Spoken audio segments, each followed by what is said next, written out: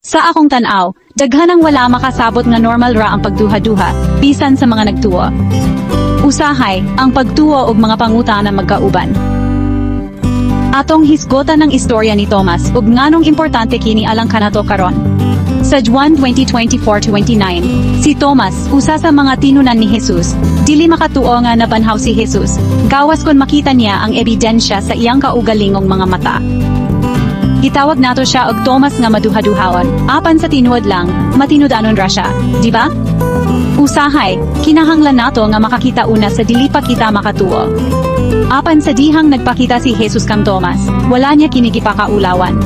Hinuon, malumo niya kining giimbitar, ibutang ang imong tudlo dinhi, tan-awa ang akong mga kamot. Kini usa ka higayon sa putli nga kalooy, si Jesus nagtagbo kang Thomas sa iyang pagduha-duha. Tingali aduna ka usab mga pagduha-duha, o mga panahon nga lisod ang pagtuo. Hinumdomi, gidawat ni Jesus ang imong matinud-anon nga mga pangutana. Ang pagtuo dili mahitungod sa dili gayud pagduha-duha, kini mahitungod sa pagsalig sa Dios, bisan kung wala kitay tanang tubag.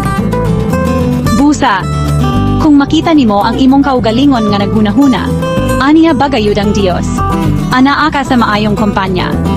Mapailubon si Jesus sa atong mga pagduha-duha, ug ang iyang gugma dili gayud mobiya kanato. Padayon sa pagpangita, padayon sa pagpangutana, ug tugoti ang pagtuo nga motubo, usa ka hinayon nga lakang mataghigayon.